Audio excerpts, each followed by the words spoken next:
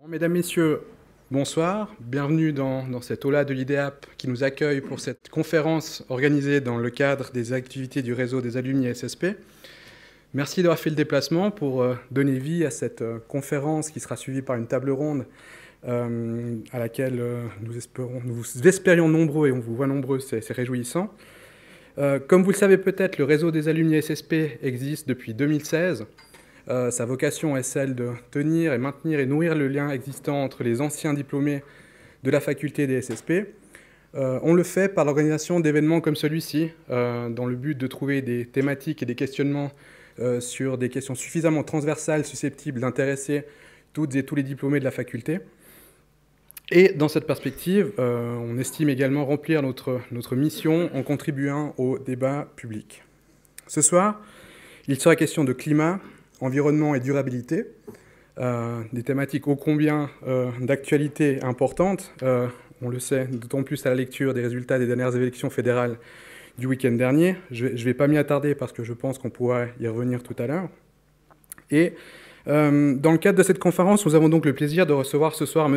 Florian Weber, qui est avant toute chose un ami, parce que Florian et moi avons fait nos études au sein de cette même faculté il y a une dizaine d'années. Alors, pas tout à fait dans les mêmes murs, parce qu'on était plutôt du côté de l'Anthropole ou du B2, comme l'appellent les anciens. Mais voilà, il est donc diplômé de sciences politiques, c'est la raison pour laquelle on l'invite. Actif dans le domaine climatique depuis le sommet de Copenhague à 2009. Il a travaillé dans le secteur public et privé, notamment avec le Forum économique mondial, la Tropical Forest Alliance 2020 et South Pole. Florian Weber est aujourd'hui conseiller indépendant en matière de développement durable et de changement climatique. La faculté l'invite ce soir après son périple de plus de 6400 km à travers les Rocheuses et l'Amérique du Nord pour documenter les impacts actuels du réchauffement climatique. La présentation sera suivie par un moment d'échange pour lequel nous avons le plaisir d'accueillir et nous les remercions deux personnes rattachées à l'Institut de géographie et durabilité au sein de la faculté de géosciences et de l'environnement.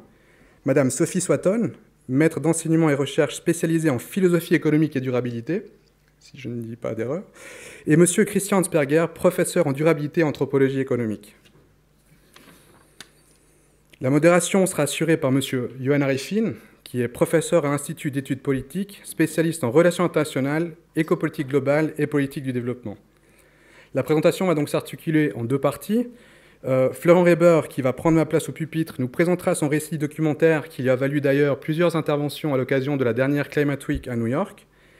Et à la fin de la présentation, le professeur Arifin prendra le relais pour articuler la partie consacrée à les tables rondes et à l'échange. La proposition qui est la nôtre est celle d'alterner la prise de parole entre celle des intervenants et les questions qui viendraient par la salle. La conférence se terminera aux environs de 20h et un apéritif vous sera offert dans le hall tout à l'heure. Je laisse à présent la parole à Florian qui va débuter sa présentation, je crois, en illustrant les motivations qui l'ont conduit à conduire cette initiative. Et en réalisant ce documentaire sur le changement climatique, précisément dans les Alpes et dans les Rocheuses. Sans plus tarder, Monsieur Robert, cher Florian, c'est à vous. Bon, bonsoir. Et tout d'abord, merci Gianluca pour l'invitation. C'est un plaisir d'être de retour, 12 ans après qu'on a fini nos études. À l'époque, on faisait encore la licence en sciences politiques. Et je crois que juste revenir ici, ça preuve qu'en 12 ans, plein de choses peuvent changer. On sait que dans les 12 ans à venir, encore plus de choses doivent changer dans la matière de climat. Donc, depuis la fin de mes études, j'ai travaillé un petit peu dans ce domaine, comme Gianluca a dit. Et l'année passée, j'ai pris un coup de cœur et puis j'ai résilié mon contrat que j'avais à l'époque. Et puis, je me suis dit que je voulais combiner ma passion pour l'environnement, les montagnes surtout, avec mon expérience professionnelle. Et puis j'ai commencé ce projet que j'ai nommé Tales of Change parce que je voulais raconter des histoires qui se passent dans le temps présent et puis qui illustrent vraiment comment le changement climatique impacte la nature, l'environnement dans lequel on vit. Et ceci dit, je voulais surtout pas parler de ce qui va se passer dans le futur. Je voulais pas parler de l'ours polaire. Je voulais parler de choses auxquelles nous, on peut s'identifier. Donc, je suis parti de la prémisse qu'en Suisse, par exemple, on est une nation des Alpes. On s'identifie aux Alpes c'est quelque chose du patrimoine national. Et je suis parti du prémisse que les gens s'identifient plus à l'environnement dans lequel on vit qu'un environnement lointain géographiquement ou bien dans le futur. C'est d'ailleurs aussi un courant scientifique qui émerge un petit peu, qui dit que si on veut mobiliser de l'empathie pour la durabilité, pour l'empathie pour la nature, il faudrait plutôt mobiliser des aspects comme la localité ou bien les identités. Donc peut-être les scénarios scientifiques, et c'est important certes pour les politiciens et puis les chefs d'entreprise, mais ça ne parle pas forcément au public. Donc moi j'ai cherché une approche différente. Et je voulais surtout aussi avoir une bonne année. Et je voulais voir la nature, je voulais combiner justement le sport avec mon expérience dans le domaine. Donc j'ai fait ça, j'ai pris une année sabbatique et puis j'ai fait quelque chose de nouveau en dehors du bureau. Donc en fait, aujourd'hui, exactement aujourd'hui, il y a une année, j'ai commencé à pédaler à Trieste. Et c'était donc le début, c'était pas encore l'hiver, c'était en fait la fin d'un été extraordinaire, comme vous vous souvenez. Et dès le début, c'était vraiment la météo qui était présente partout. Tout le monde en parlait, tout le monde parlait de la sécheresse. Et ça a vraiment marqué le début de mon voyage. Et lors de le tout premier jour, en fait, à Trieste, j'étais hébergé par un auteur italien. Et il s'appelle Paolo Rumiz. Et puis il a lui-même voyagé largement dans les Alpes et l'Apennin, pas seulement pour documenter le changement climatique, mais vraiment pour documenter la vie et la culture. Et puis lui, il m'a dit lors du dîner qu'il a fait le constat que le changement climatique, c'est une double tragédie. C'est une tragédie en soi, il a dit, mais c'est aussi une tragédie que les personnes n'en prennent pas compte. Et puis ça m'a vraiment donné mon compass. Je crois que c'est un mot français. D'ailleurs, il y a un accent suisse-allemand des fois. Je vais dire des choses bizarres probablement. Ça fait depuis 12 ans que je ne parle pas trop en français. Donc bref, ça m'a donné un compass. Et puis ça m'a vraiment motivé pour aller creuser un peu plus là-dedans. Donc voilà, j'ai parlé de la sécheresse de l'année passée. Et puis la sécheresse, en fait, a fini avec une grosse claque fin octobre l'année passée, avec la tempête Paya, qui a surtout frappé au sud des Alpes. Donc on sait très bien que ce type d'extrême météorologique, c'est une des facettes dont le changement climatique se fait remarquer, pas seulement chez nous, partout dans le monde. C'est la fréquence et l'intensité de ces tempêtes. Alors moi, j'étais au nord de l'Italie au moment que la tempête a frappé. Au début, il y avait une tempête de feu. Ça a déclenché un des plus grands feux de forêt dans l'histoire récente de l'Italie. Et 2 jours plus tard, il y avait la grande pluie qui est venue.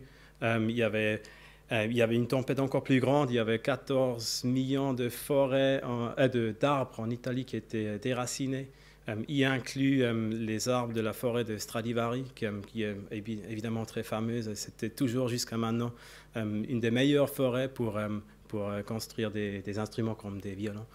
Et en Suisse, ça c'est une photo de Bergune au Grison. On a perdu juste 20 000 arbres, mais c'était des arbres de la forêt protective en dessus du village de Bergune qui est derrière. En fait, c'est une partie du village. Et donc, qu'est-ce que ça veut dire? On a ces phénomènes météorologiques, ça frappe les Alpes et ça, évidemment, a des conséquences très, très concrètes. Ici, c'était la forêt protective, comme j'ai dit. Maintenant, elle est plus là. Elle protège toujours le village contre les avalanches pendant un certain temps, parce que les arbres qui sont par terre, ça tient toujours mieux la neige que quand il n'y a pas d'arbres. Mais il va falloir attendre une centaine d'années pour que cette forêt recroisse. Donc, pendant ce temps, il faut vivre avec une situation de risque différente dans ce cas concret. Mais le changement climatique, ce n'est pas seulement les risques. Il faut dire qu'il y a aussi des nouvelles opportunités. Puis des fois, ces nouvelles opportunités viennent avec du nouveau conflit social et politique aussi. Ça, c'est un agriculteur que j'ai rencontré au nord de l'Italie. Il s'appelle Armin. Il a des vergers de pommes et il vit dans le Val Venosta. peut-être certains connaissent, c'est juste comme j'ai dit au nord de l'Italie. Et puis c'est une situation très intéressante là-bas, en fait, je pense, je trouve.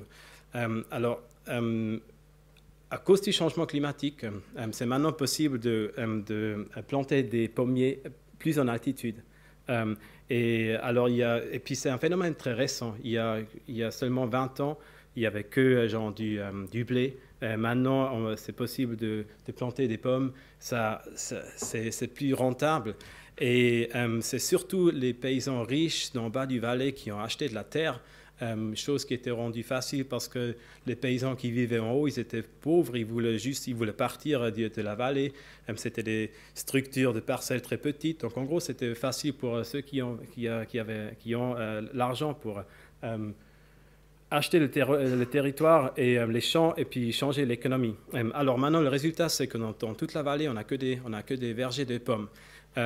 Et maintenant, cette vallée, elle est... Bon, la géographie, puisqu'on est aussi dans un bâtiment de géographie, elle est orientée nord-sud. Donc, il y a un vent constant nord-sud. C'est important à considérer parce que avec les pommes, il y a une explosion d'usage de pesticides qui s'est fait à travers la vallée. Et puis, avec le vent, en fait, c'est impossible de ne pas s'exposer aux pesticides. Alors, qu'est-ce qui s'est passé? Il y avait ces nouvelles opportunités économiques, mais après, certaines populations locales se sont mobilisées contre l'usage des pesticides en particulier. Et puis, il y avait un village en particulier, le village de Vals, qui s'est mobilisé pour être le premier village free on pesticides, genre sans pesticides. Bon, ils n'ont pas dit en anglais, évidemment. Donc, je trouvais ça vraiment intéressant, comment le changement climatique crée des opportunités, mais aussi engendre un nouveau conflit. Et quand j'ai parlé avec Armin, lui, il n'est pas encore un agriculteur biologique. Son voisin, oui. Donc ça aussi, ça pose des questions. Peut-être, est-ce que c'est vraiment possible d'être un paysan biologique si à côté, on utilise des pesticides? Mais il a dit autre chose que je trouvais vraiment intéressant. Et il a dit, il faut vraiment faire en sorte qu'on travaille ensemble. Si on attaque seulement l'agriculture et en même temps le secteur du tourisme, l'énergie et puis la nourriture, on n'est pas un peu on n'est pas attaqué, ou bien on n'est pas sur l'agenda, on ne va pas résoudre le problème. Donc il faut vraiment une vision de durabilité pour toute la vallée qui est intégrale et puis qui va vraiment en-delà d'un seul secteur. Donc il a dit, ouais, il faut vraiment qu'on parle ensemble et puis qu'on trouve un terrain commun pour vraiment résoudre la situation puis faire une différence. En même temps, on sait, dans les Alpes, on commence à avoir une nouvelle situation d'enneigement. Depuis les années 70, on a 37 jours de moins avec de la neige par terre, genre la couche d'enneigement, comment on dit, ouais, 37 jours de moins avec la neige, en gros. Et ça, c'est beaucoup, hein, c'est en seulement 40 ans. Donc, évidemment, ça a des conséquences. Et ça, c'est pas loin de Davos, une grande station qui a les moyens pour investir dans le snow farming, l'enneigement artificiel. Mais évidemment, ça vient avec un coût aussi. Ça consomme énormément d'électricité, beaucoup d'eau. Dans toutes les stations dans les Alpes, je crois, c'est genre presque 300 milliards de litres d'eau par année juste pour produire toute cette neige artificielle. L'électricité pour 1 hectare de neige artificielle, ça équivaut à 5 fois plus que l'électricité consommée par un ménage de 4 personnes pendant un an. Donc, il y a beaucoup d'électricité qui va là-dedans. Pour le moment, on ne voit pas encore le problème, mais si on commence à avoir, je ne sais pas, peut-être 5-10 ans de sécheresse dans les Alpes à la suite, peut-être ça devient plus difficile.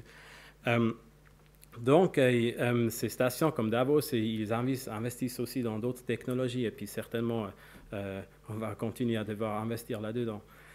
Chanceux ceux qui peuvent, mais beaucoup de stations doivent changer un petit peu leur modèle. Donc, il y a les modèles pour les grands, ça coûte, mais il faut dire aussi qu'ils profitent un petit peu des petites stations qui vont disparaître, les petites stations qui sont plus bas, qui ne peuvent pas investir ou bien qui ne vont pas avoir assez de neige peut-être. Donc, les grandes stations, ils vont peut-être recevoir plus de clientèle dans le futur à cause de ça. Mais peut-être qu'il y a d'autres modèles. Ça, c'est le premier télésiège solaire dans le monde. Il existe depuis une dizaine d'années dans la vallée de Safien, un village qui s'appelle Tenna.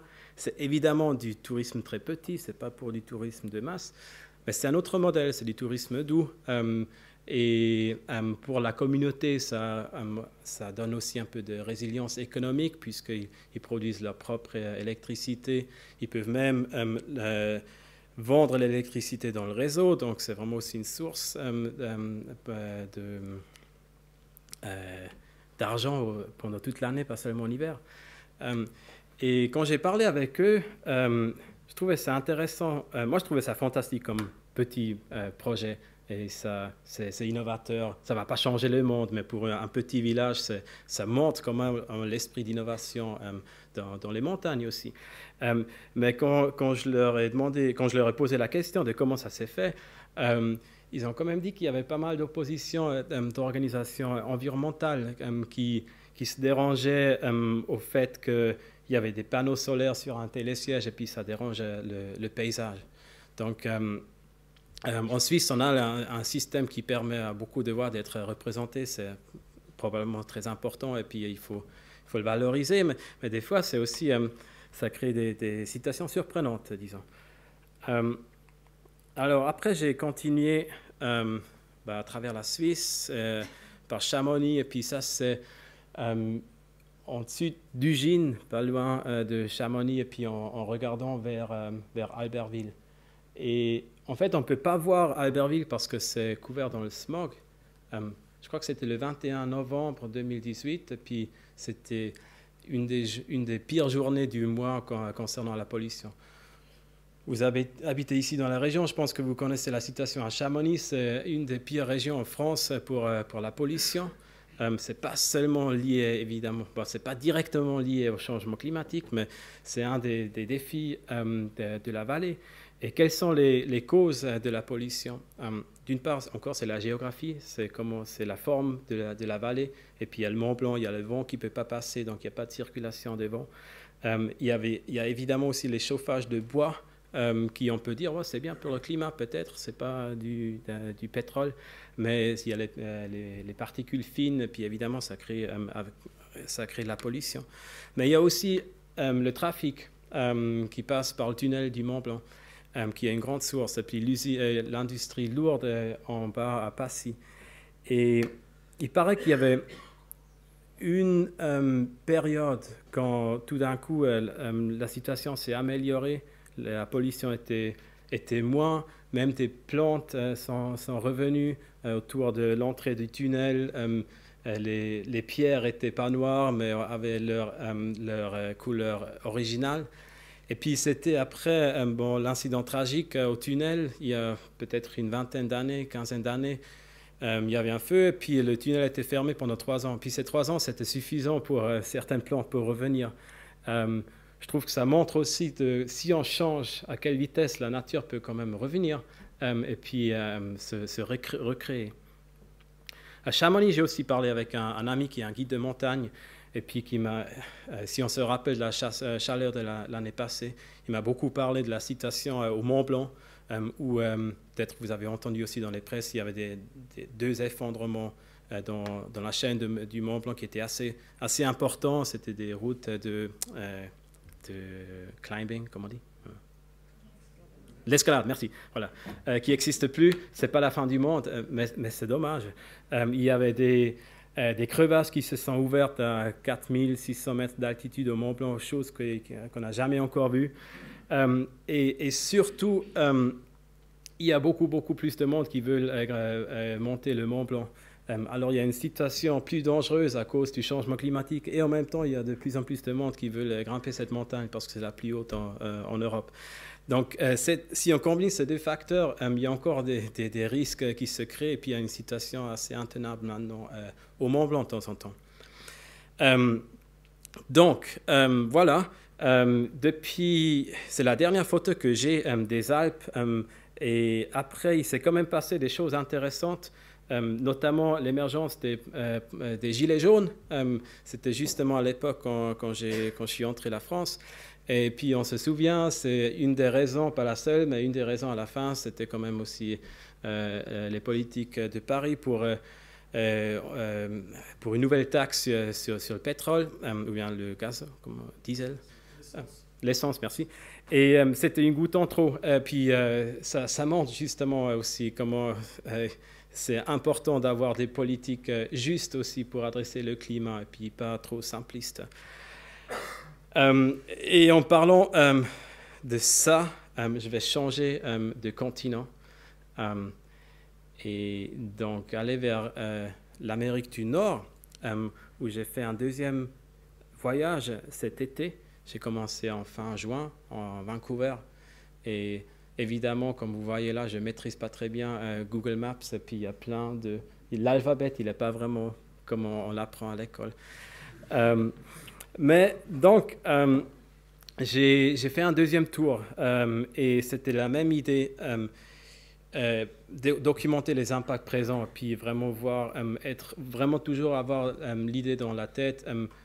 Je veux être près de l'identité de l'audience et je ne veux pas parler du futur, puis je veux parler de choses dont mon public aux États-Unis s'identifie. D'ailleurs, bon, si je dis public, je fais... c'est 50% Suisse, 50% États-Unis plus ou moins, qui lit les choses que j'ai écrites. Donc, voilà, j'ai fait ce deuxième tour, j'ai survécu, c'était pas très difficile, j'avais beaucoup de chance avec le temps, il n'y avait pas d'ours bruns qui sont entrés dans ma tente. Et j'ai rencontré des personnes superbes. Concrètement, j'ai interviewé peut-être une douzaine, un peu plus, de personnes. Il y avait des chefs de communautés indigènes, des agriculteurs, des scientifiques, des artistes, des athlètes, un sapeur-pompier, des employés du service des parcs nationaux. Et encore la même chose, ils m'ont raconté un peu leur perspective sur ce qui se change, ce qui se passe. Et il se passe beaucoup de choses aux Rocheuses par rapport au changement climatique. Ça, c'était au Canada. C'est un muraille. Ça dit, l'environnement, c'est dans nos mains. Et c'est au sud du British Columbia. Et j'ai parlé avec l'artiste. Heureusement, l'artiste, elle a laissé son adresse email, donc je lui ai envoyé un email, et puis 2 jours plus tard, on a parlé par Skype. Et parce que j'étais intrigué par ce muraille, je trouvais pas seulement beau, mais je trouvais qu'il y avait un message vraiment intéressant. Donc, je voulais entendre ce qu'elle avait à dire. Donc, pour elle, il faut comprendre la situation. Pendant les 3 années passées au British Columbia, chaque année, il y avait une saison de feu encore plus importante que celle d'avant. Cette année, c'était surtout plus au nord du BC et en Alaska, comme on a pu lire dans la presse. Mais les années précédentes, c'était vraiment un petit peu l'enfer, si je crois ce que j'ai entendu. Et donc, elle, évidemment, elle est une artiste, elle a vu cette réalité. Et elle voulait partager avec sa communauté un message positif, mais quand même réel, sur comment notre lien avec l'environnement. C'est dans nos mains, donc c'est nous les responsables, mais c'est aussi... dans nos mains pour changer quelque chose. Elle ne voulait pas alluder à la culpabilité, peut-être un message plus sombre, mais vraiment quelque chose qui communique des émotions positives. Et en même temps, ce message que l'environnement est de nos mains, ça m'a fait penser à une conversation que j'ai eue une semaine plus tôt avec un chef d'une communauté indigène, une des communautés indigènes les plus puissantes au Canada. Et son nom, c'est Gutchav. Et lui, eux, ils vivent toujours comme des chasseurs, hunter-gatherers, chasseurs-cueilleurs, merci beaucoup. Et donc, ils vivent avec la nature.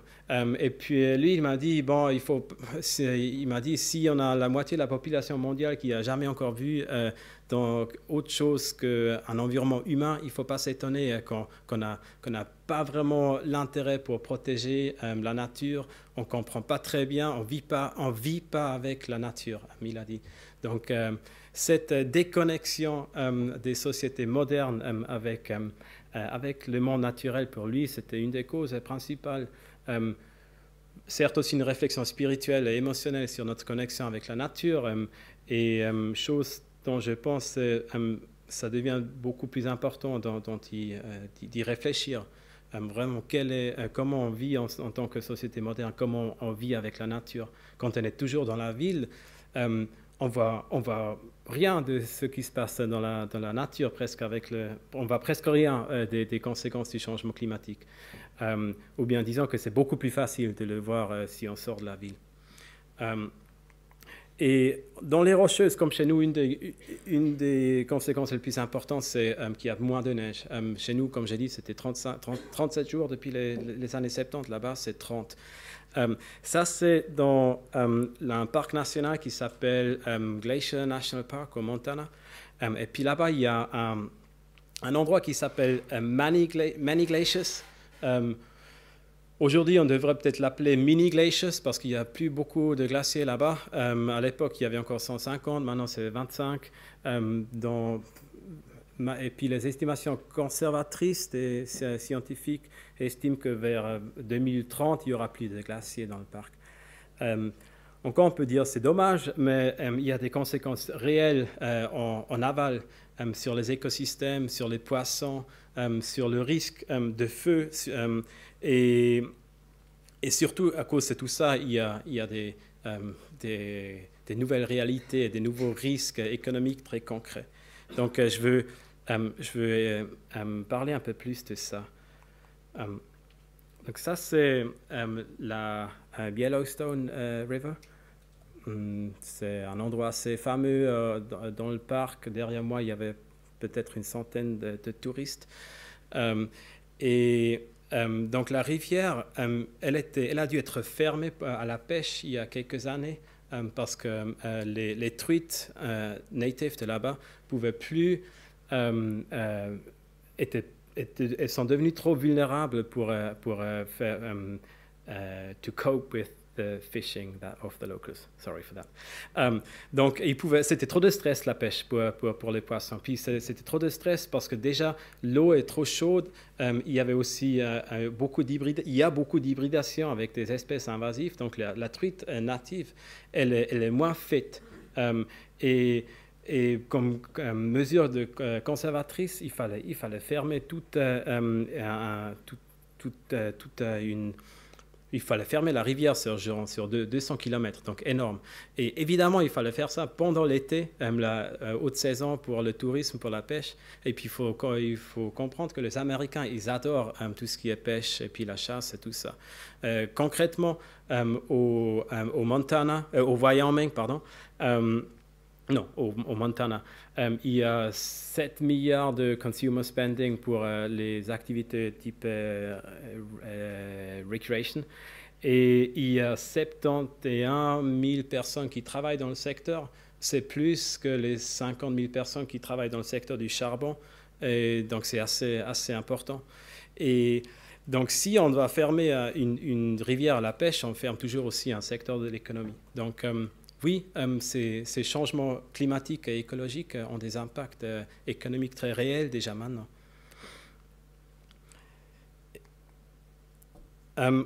Et puis ça, c'est peut-être la chose qui m'a marqué le plus pendant ce voyage. Donc, le chemin que j'ai suivi, en fait, ça s'appelle le Continental Divide Trail. C'est surtout dans la forêt, c'est une piste VTT. Donc j'ai passé des journées dans la forêt. Des fois, il y avait presque trop d'arbres, puis je me réjouissais de voir un peu des montagnes. Mais surtout en altitude, souvent je voyais des arbres comme ça. Et puis ça, c'est des arbres infectés par le bostrich ou le scolite. Donc un petit insecte qu'on a aussi chez nous, ça fait partie de l'écosystème de forêt en altitude. Mais donc ça fait partie naturelle de l'écosystème. Mais en fait, ce qui s'est passé, c'est avec le changement climatique, il fait plus chaud en hiver. Donc le Bostrich, il peut se profiler. Et puis la balance est allée dans son côté, et puis pas en faveur des pins. Et en plus, les pins, ils n'aiment pas trop ils aiment pas trop la sécheresse. Donc, dans cette situation maintenant, il y a beaucoup d'arbres qui meurent. Et puis moi, j'ai passé des journées entières à cycler dans des arbres, dans des forêts qui sont comme ça, qui sont tout gris, tout morts. Et là encore, il y a des conséquences concrètes. Par exemple, les ours bruns, les grizzlies, ils ne trouvent plus la nourriture dont ils ont l'habitude de trouver avant l'hibernation. Ils aiment bien les pépins de ces pins. Alors maintenant, ils doivent chercher de la nourriture ailleurs. Et apparemment, on constate déjà plus de contact entre les êtres humains et les grizzlies. Évidemment, ça peut être moins sympa. Et il y a des personnes il y a de l'agriculture là-bas, il y a des personnes qui doivent vivre dans cette nouvelle réalité. Donc ça, c'est pas loin de l'autre photo au Montana, dans une vallée qui s'appelle Paradise Valley. Cette vallée porte son nom vraiment extrêmement bien, c'est un lieu fantastique.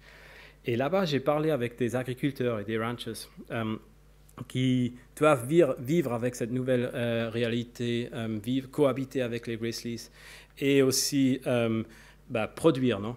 Et puis moi, j'étais vraiment étonné par l'innovation que j'ai rencontrée là-bas. Avant mon voyage, moi, je pensais qu'aux États-Unis, je vais rencontrer plein d'agriculteurs très conservateurs qui pensent que c'est encore une histoire chinoise, tout ce changement climatique. Alors là, c'était vraiment tout le contraire. Et puis, ce n'était pas la seule fois. Et puis, certainement, c'est anecdotique, ce n'est pas scientifique ce que j'ai fait, mais je trouvais ça intéressant. Puis, peut-être, ce n'est pas si surprenant que ça si on réfléchit au travail d'un agriculteur qui vit vraiment avec la nature. Donc, par exemple, j'ai rencontré Malou Anderson qui a développé un chip pour mieux protéger ces vaches d'une attaque des grizzlies. Donc, il y a ce nouveau risque des grizzlies qui veulent peut-être attaquer une vache. Et elle a créé un système pour accroître la résilience économique des agriculteurs. Mais j'ai aussi parlé avec Vernon Smith qui lui, il y avait des vaches dans le passé, mais il en avait marre, il a tout vendu parce qu'il a vu les conséquences en aval de l'usage des pesticides et puis aussi de la destruction potentielle des vaches pour la terre. Donc lui, il a créé un nouveau business dans le secteur de l'agriculture régénérative pour remettre du charbon dans la terre, pour accroître la productivité de la terre avec une solution biologique sans les fertilizers chimiques. Et là encore, c'est bien pour la nature, pour le climat, mais c'est surtout aussi bien pour les agriculteurs qui, eux, ils dépensent beaucoup pour ces fertilizers. Et donc, si on peut réduire ces coûts-là avec une solution biologique moins chère, qui en plus fait encore quelque chose de bien pour la nature, on a un nouveau paradigme. Et puis d'ailleurs, ce type d'agriculture est une des meilleures chances qu'on a pour atteindre la sécurité de nourriture et résoudre le problème climatique.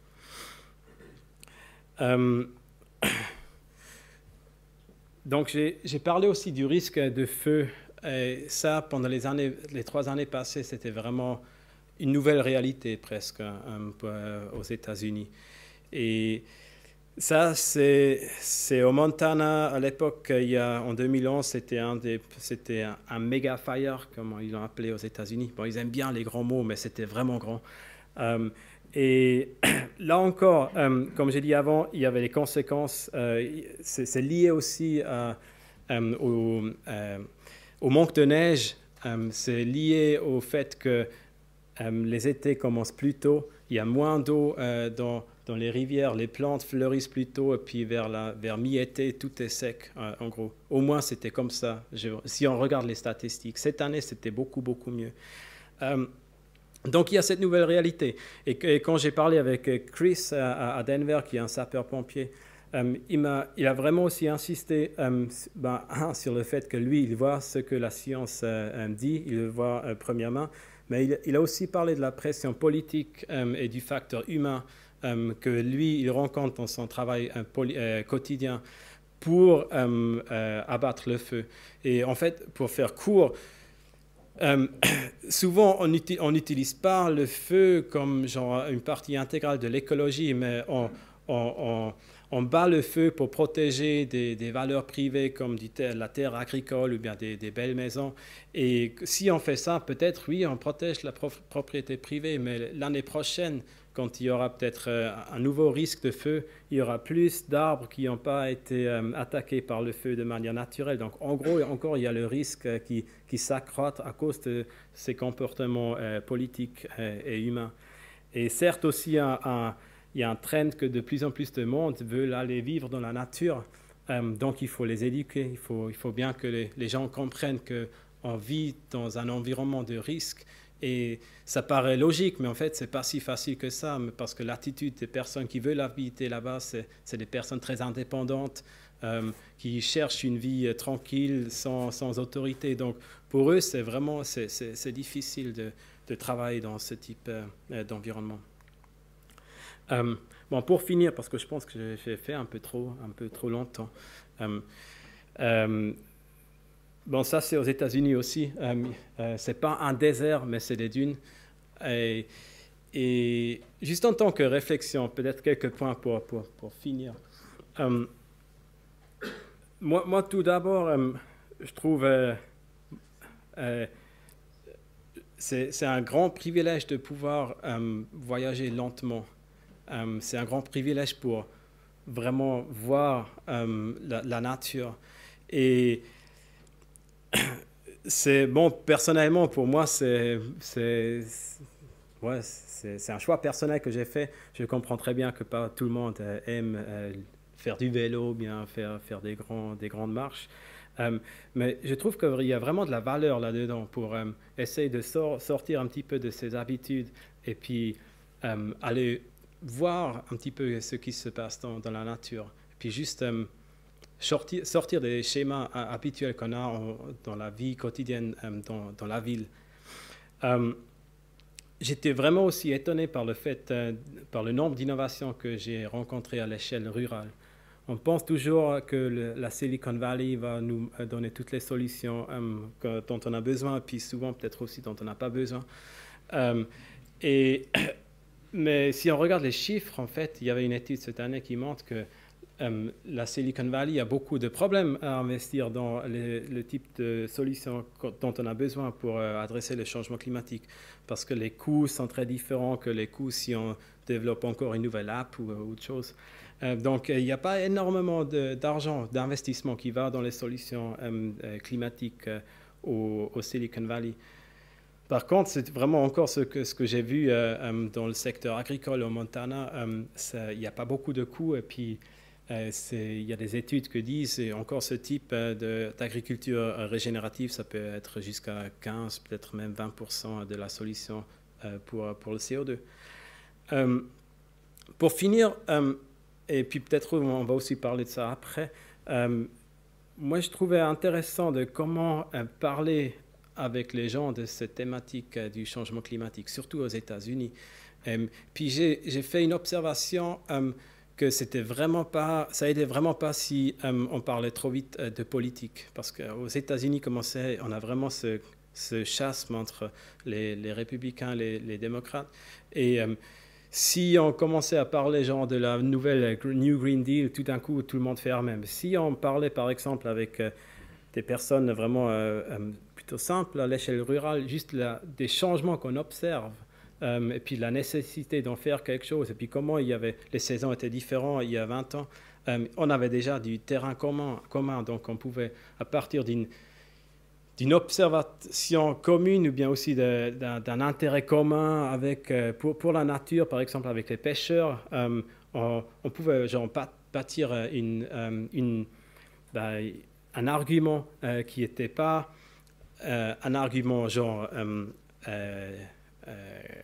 it wasn't a debate, mais on a trouvé du chemin commun. Et puis donc, moi je trouve, si on veut mobiliser les gens, j'avais l'impression que si on veut mobiliser les gens pour l'action climatique, ça aide déjà de trouver du terrain commun, mais aussi de parler d'une manière qui mobilise les émotions. Et puis peut-être ce n'est pas toujours les statistiques qui vont changer quelqu'un, mais c'est peut-être vraiment un peu les histoires de temps en temps. Et puis pour finir, vu qu'on est à l'Uni ici, j'ai l'impression qu'on ne peut vraiment pas mettre suffisamment d'importance sur le rôle de l'éducation, pas seulement de la nouvelle élite, mais du grand public, et vraiment trouver des nouveaux parcours pour éduquer le public sur comment ça impacte nos vies maintenant et pas forcément ce qui va se passer dans 50 ans. Merci.